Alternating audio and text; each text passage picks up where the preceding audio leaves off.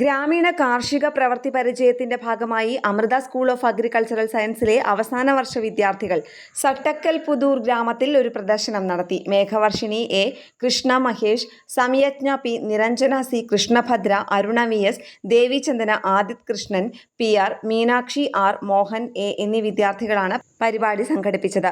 തക്കാളിയിലുണ്ടാകുന്ന വാടിപ്പോകൽ, നിമാവിര പ്രതിരോധ ശേഷിയുള്ള തക്കാളി ഇനങ്ങളെക്കുറിച്ച് കർഷകരെ ബോധവൽക്കരിക്കുക എന്നതായിരുന്നു പ്രാഥമിക ലക്ഷ്യം.